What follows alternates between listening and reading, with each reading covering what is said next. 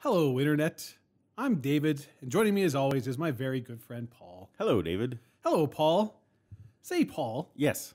It is no secret that Fox and Marvel Studios have a complicated relationship.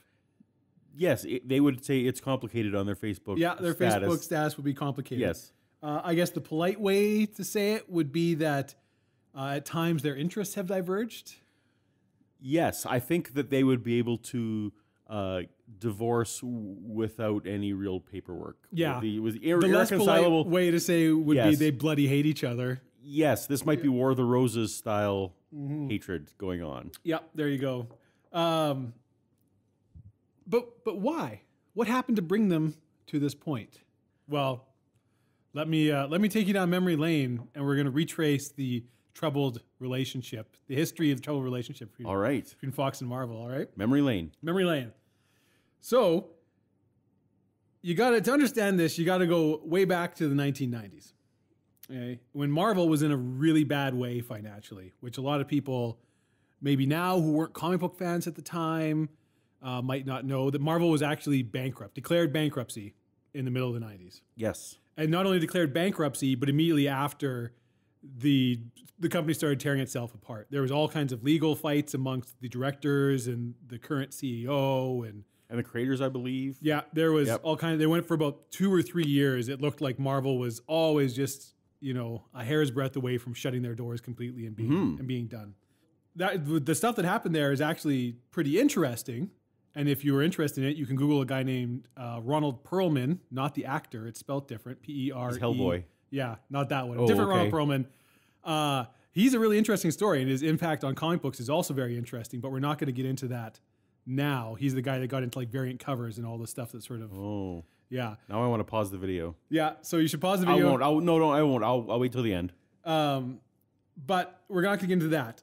So Marvel is desperate for money. And Marvel had been struggling for years and years to get its characters onto the big screen. A lot of people at Marvel, the executives, understood that that's where money was. Money is in movies. Right. This is right when Michael Keaton was ripping around the screen as Batman. Yeah. Right. Yeah. And it's kind of ironic now, and people who are young enough probably don't really know this, but in the 80s and early 90s, everybody knew that DC made hit movies and Marvel made garbage movies. I guess. Yeah. Like DC had the Superman series. Yeah. Right. Very Which- successful. Richard Very Donner, yeah. successful. Obviously, the Tim Burton Batman. Right. Financially, Successful. Yeah. I would argue they were a product of their times. they were well received at the time. Actually, Yes. all of them. So DC was doing fine movie-wise. Right. Leading the pack. Had a Gotcha. history of successful movies. This is what Marvel had going for themselves leading into the mid-90s. In 1986, there was Howard the Duck, Ouch. Howard, co-produced I by remember. Lucasfilm. George. Yeah. Yeah. Not a good movie. Leah Thompson. Yeah, how about that? 1989, there was the Dolph Lundgren Punisher, The Punisher. Oh boy. It was direct-to-video here, but it did see some theatrical release overseas. Ugh. 1990 had Captain America, which again was a direct-to-video. Oh, I've heard of that, but I haven't seen it. It's a treat. If you ever get a chance to, we should really watch it sometime, actually. Then there was, in 1994, a Fantastic Four movie was made and never released in any way. Ooh. Yeah. That's so worse than the others. So worse than the others. It was bad enough that it was just, we're just going to They just buried it. bury it and pretend it Like never an ET happened. video game Yeah. gone. Okay. In the midst of all this, in 1990, Marvel made a deal with Fox to make an X-Men movie. At the time they made the deal, the X-Men were doing very well in comic book sales. Sure, they were top of the charts. Yeah. Absolutely. Yep. Were looking great. And then Marvel fell apart. Like we talked about, the bankruptcy, Oh, the okay. infighting, all All the at the same time. corporate Gotcha. problems. And that was kind of enough to convince Fox that an X-Men movie maybe wasn't the greatest thing in the world. And they just kind of put it on the back burner, forgot about it. But Marvel did not give up on their dreams of expanding into the movies. A lot of the executives at Marvel saw that as the salvation of Marvel. It was the next logical step. There was a ton of money in movies. They saw Everybody movie knew that. making to be the Yeah, savior. Gotcha. exactly, right? They saw the big screen as like that's where we need to go. That's where the money is.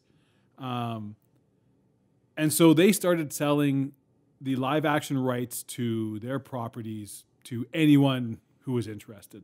Oh, their solution for raising money was to sell. And they were desperate to get a movie made, a successful movie made with a Marvel comic book character. So they would sell these rights to anybody, any actual movie studio that was remotely interested. You could pick up Marvel rights for a song and a dance. And then finally, in 1998, they finally had a hit with Blade. Blade with Wesley Snipes. Wesley Snipes, which a lot of people, even at the time, didn't really realize was a comic book movie. No. Because Blade was never a huge comic book celebrity. No, he wasn't like Spider-Man and Superman. And there was no capes. It was vampire hunting. Yeah. So sure. But Blade was very much a Marvel comic book character. Now, that was not a Fox movie. It had nothing to do with the Marvel Fox situation. It was made by New Line Cinema, but it was a success. Made quite a bit of money. Okay.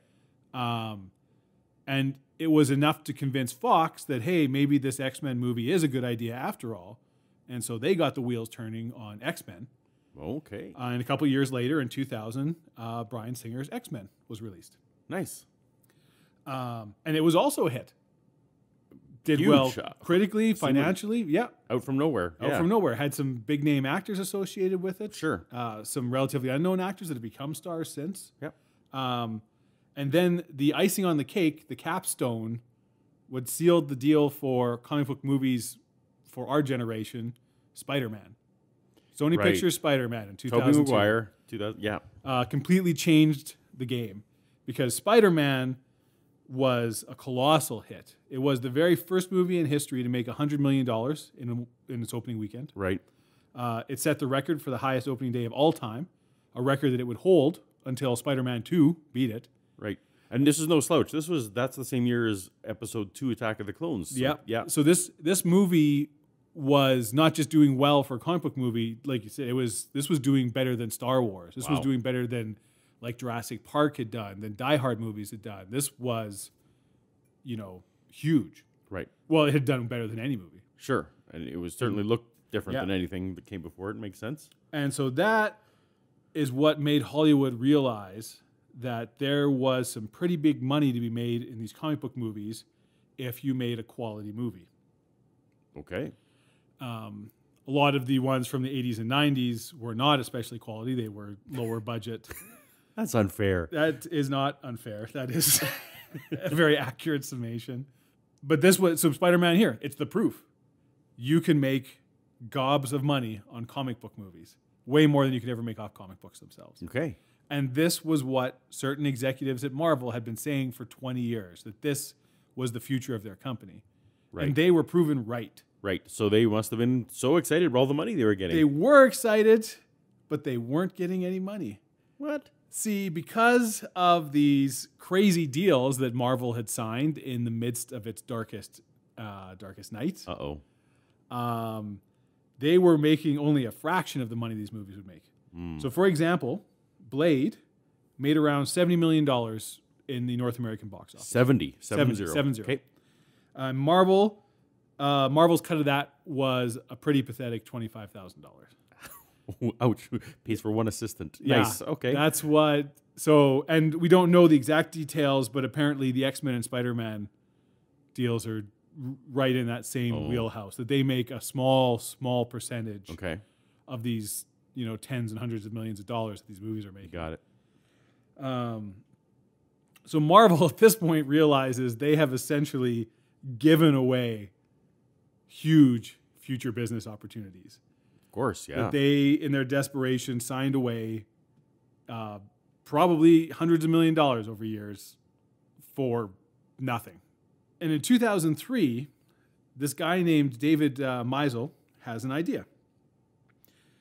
He goes to Marvel and he says, hey, you should just start your own movie studio. Your problem is you're licensing your characters out to these other studios, and they're taking the lion's share of the money. Right. You should have your own movie studio. You have all the intellectual property. You have writers. You have everything you need. Get your own studio. Make your own movies. And then you would keep all of the profit. And hey, because you have the rights to so many characters, you can actually have all of these characters appearing in each other's movies like you do in comic books, where Captain America will show up in an Iron Man comic, will show up in a Hulk comic, will show up in a Spider-Man comic. Well, that's never going to work. Yeah. So this was quite a few years before Iron Man ever came out. Yeah, but you can't just start up a movie studio. Well, you can if you go to Merrill Lynch and borrow $525 million. Oh, I can't do that. Which is what Marvel did. Okay. Turns out you can do a lot with that much That's money. a pretty big gamble. It is a big gamble. And as collateral for this massive loan, Oh, boy. Marvel put up the rights to most of their characters. And I'm not talking about movie rights or live action rights. I mean the entire Merrill Lynch would have owned all of Marvel's stable of characters. Okay, so if this had failed. If this had failed, yeah, all future Merrill Lynch commercials would have featured Spider-Man versus X-Men could have. or something. Yeah. Wow. Okay. Merrill Lynch Iron Man. Gotcha. So, but they make this deal. They get this $525 million. Yep. And they use this money. The money was spread over a couple of years, too, I should point out. But they start using this money to start buying back some of these rights that they had sold off. Okay. Like the Hulk. And Black Widow was one of the ones they got back. And they got back the rights to Iron Man. Mm. And then they hired Kevin Feige. And then they got Jon Favreau on board, and they made an Iron Man movie. And the Iron Man movie made $585 million. Wow. Yes. I recall. It was huge smash success. Huge obviously. smash success. And that is essentially what kicked off the Marvel Cinematic Universe that we all know and love and are very familiar with now. Right. That was the ultimate validation for Marvel. Everything worked out. And they were able to do their dream of bringing all these characters in and creating this giant shared universe of movies. Right, which we all kind of know that history at this point. Yep, et cetera, et cetera. And so everything's great, and we're making hundreds of millions of dollars, and then Disney shows up, has seen all this happening, and is like, hey, we want to just straight up buy Marvel. Here's $4.3 billion with a B dollars. Right. Let's go. And so great, right? Yeah. That's everything has worked out for all those Marvel stockholders that kept the faith. So for bankruptcy is not likely to face them ever again. Yeah, within like about 10 years, they went from bankruptcy to selling their company for $4 billion. Not bad. And everything's great, except that the rights to their two most famous and beloved franchises are still not theirs. Sony has the rights to Spider-Man. Right. And Fox has the rights to the X-Men. Fox also has the rights to Fantastic Four. Right, no longer beloved? They were never as beloved. Fantastic Four has always been one of Marvel's less popular titles, but it was near and dear to Stan Lee's heart, and it's iconic, always been it's always been the first family of Marvel. Mm-hmm. But even by this time, Fox was pretty successfully driving that franchise into an early grave. So we won't spend too much time on the Fantastic Four. Okay. But the X-Men was a big deal. Sure. You know, they had the cartoon in the 90s. Comics were still very popular. Their top seller, absolutely. Yeah, movies are still very popular. We don't really need to talk too much about Spider-Man either, except that from those really early successes, Sony managed to make significantly less popular movies as time went on. They kept rebooting the series. Not enough villains in each film. Yeah. You know, we don't need to go over the numerous flaws in the later Spider-Man movies, but they also kind of managed to kill that franchise, and it went from hyper profitable to really not profitable at all. Yeah. And now we've come to the point where Sony and Disney have come to a deal where Spider-Man will appear in the Marvel Disney movies, and characters from those movies can appear in Sony Spider-Man movies. Right, so we have Spider-Man in Civil War, which is cool. And exactly. Iron Man will be in the next Spider-Man in Homecoming, hitting on Aunt May, absolutely. And so Sony, you know, still is going to be making a bunch of money. They get to ride on the popularity of the other MCU stuff, but Marvel is calling the shots creatively and with what this character's doing. Yeah, good call, everybody. Much better. Yeah. It's kind of one of those things that, you know, everybody realizes works out best for everybody, and we can all be friends. And so get Sony along. just cashes the check. Yeah, basically. Cool. Nice. Fox and Marvel have a somewhat less friendly relationship. The really important thing about these deals that Marvel signed in the 90s is that they were all structured so that so long as you made a movie every so many years, you would keep the rights in perpetuity. That means forever. That is the fancy legal way of saying forever. Okay. So long as you make an X-Men movie every 3, 4, 5 years, we don't actually know how many years. Okay. You just get to keep the rights for X-Men without And having obviously to pay more Fox for it. has been doing that. And Fox has been doing that. So we don't know the details of the Marvel-Fox deal, but for example, Marvel got the rights to the Punisher back, which was not held by Fox, but they got the rights to the Punisher back 7 years after the last Punisher movie was made. Well, that was a good one. It was, you know, No. it was, yeah. But anyways, they got the rights back, which is why the Punisher could be in the Netflix Gotcha. Daredevil series, and in his own series. Do the X-Men have the same number of years? Who knows? Can't say. Spider-Man, we have no idea. Right.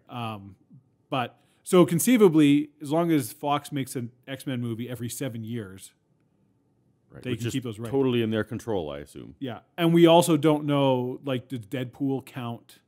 Does Old Man Logan count? Or does it have to be an actual X-Men movie? We don't know. Right. I'm just hoping they don't do 2 a year. But anyway, keep going. So this is the problem. Okay. Fox has these very profitable rights to one of Marvel's most beloved franchises, the X-Men. Mm-hmm. And Marvel really wants them back. But Fox has basically zero reasons to ever give these rights back. No. And the price for buying them would be outrageous because Fox doesn't really need the money. They're doing fine.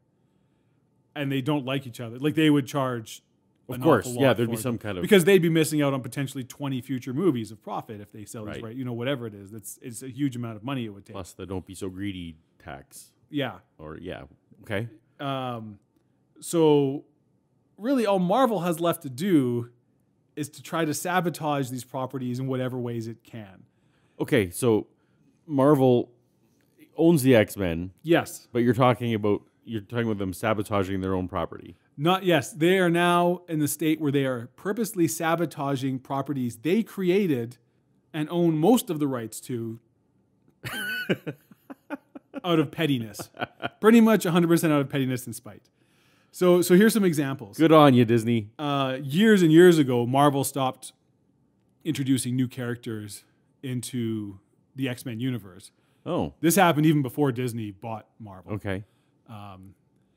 Because every character that's introduced in an X-Men comic is a character that Fox can use in their movies. Oh, so why do TV Fox's shows. work for them? Sure. Yeah, right? Yeah. Okay, except that there is literally hundreds of characters in the X-Men and Fantastic Four worlds that Fox already has the Right, rights the to. well's not going dry. No, Plus they keep they can- rebooting, so whatever. Yeah, they can just keep pulling out guys forever if they want to, heroes and villains. So it's kind of a symbolic thing more than anything else. Understood. In 2015, Marvel stopped publishing Fantastic Four altogether. They stopped the Fantastic Four title and the Human Torch and all of them. Yeah, I remember that. Yeah. Now that They could argue that was sales, right? the Fantastic Four sales were never good. They weren't losing money, but they weren't really making money. They hadn't for quite a while.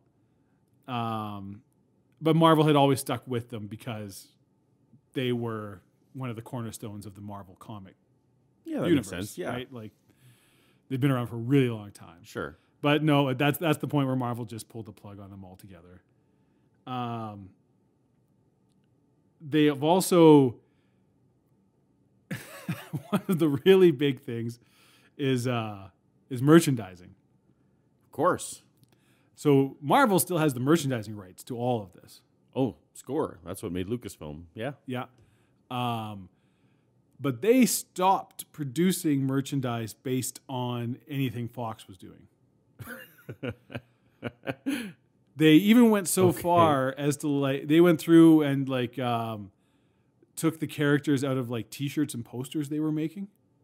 Oh, so characters that were in the poster. Yeah, so you can because there's a bunch of T-shirts you can buy, for example, and we'll put some graphics up here of iconic Marvel scenes, Art. like Secret War Sure. fights and things, where they have now gone through and actually removed Fantastic Four and X-Men characters from these shirts and either just Photoshop them out or replace them with... Oh, just like taking your X out of your Yeah, they'll holiday take like photos? X-Men out and put like Inhumans in or something like that. Yeah, but like your girlfriend is gone from your Hawaii trip now? Yeah. Okay. Right? It's like all of a sudden your mom's in all these pictures that your girlfriend was in before. Cool. Okay. Like it sounds ridiculous, but that's literally what they've done. Wow. And they just won't make toys or sell the rights to toys based on these new X-Men movies. Oh, okay. So, while Marvel has every right to make a toy that looks like Hugh Jackman, Old Man Logan, or a Lego set that is the Quicksilver escape scene from the Pentagon. Sure. Okay, so they have all the rights. They could do that if they want. But they won't. They won't do any of them. Okay. And so people noticed that this was happening, that no merchandise was coming out, and it was actually like straight up confirmed. Marvel executive editor Tom Brevoort had the following quote. He was asked about this. Sure. Why wouldn't you? Yeah, Stockholders or somebody. Online. Someone asked him, and he had this quote. If you had two things, and on one you earned 100% of the revenues from the effort that you put into making it, and on the other you earned a much smaller percentage for the same amount of time and effort, you'd be more likely to concentrate more heavily on the first, wouldn't you? Seems reasonable. And that does sound very reasonable. But that assumes that there's a finite amount of time and effort that can be put into these. True. That we only have 50 hours to make these toys, so we're going to spend those 50 on the ones that make us all the money. Right. Which is, of course, complete nonsense. Right. You could never hire one more person. Yeah. You Okay. could just hire one more intern, one more person, whatever, get somebody, farm it out, make a Hugh Jackman toy. Right. Not to mention they paid somebody to paint these guys out of the shirt. Yeah. So do they Okay. make more money on Guardians of the Galaxy 2 figurines? Yes. Higher percentage. Would they still make money on X-Men Days of Future Past toys? Well, obviously. Yes, they would. Would they make the most money by making both of those toys and people can just buy them all? It seems like the math works out. Yes. Yes. But making toys for these new lineup of X-Men movies reinforces children's enjoyment of them, and that is something that Marvel does not want to have happen. Hey, kids, don't enjoy our stuff. Yeah. Okay. And I should point out that it's not all one way. This isn't all Marvel and later Disney being a jerk. Oh, okay. Fox has had their share of spiteful little moves too. Oh, do tell. So originally in the X-Men movie Days of Future Past, Magneto was supposed to be broken out of prison by a young Juggernaut. Oh. He was going to jump out of a plane, and because of his invulnerability powers, he would hit the ground, and he would just smash right through the cement, whatever. I'm the break Juggernaut, right bitch. Yeah. break right into his cell kind of thing, and then they bust Okay. out. But then Joss Whedon announces that Avengers 2 will heavily feature the characters Quicksilver and Scarlet Witch. Yes. 1 week after that, Fox goes out and casts Evan Peters as their Quicksilver because they have rewritten the scene so that it no longer features Juggernaut, it now features Quicksilver. Knowing that their version would come out first. Yes, both Quicksilver and Scarlet Witch are a weird situation where both studios own the rights to the characters. Okay. They were originally created and introduced in an X-Men comic. Right, Magneto's kids. They're Magneto's kids. So that puts them firmly in Fox's court. Okay. But they were both members of the Avengers for a very long time. Oh, okay. And it was decided in court that they had been members of the Avengers long enough that they could be considered.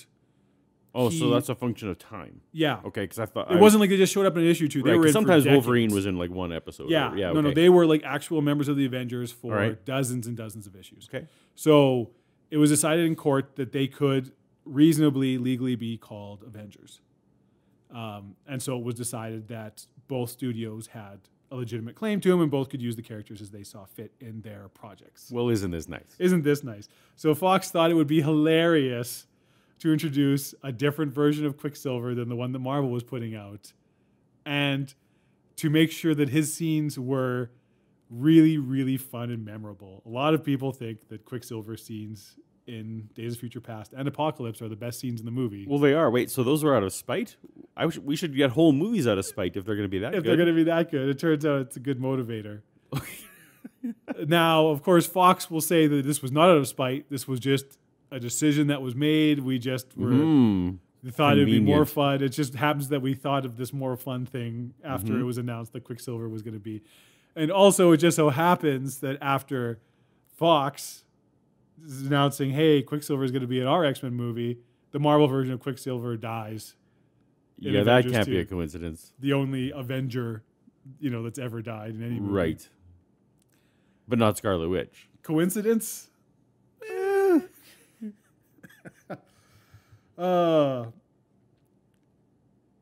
My personal favorite weird little deal, finagling between the two, involves Deadpool and Guardians of the Galaxy 2.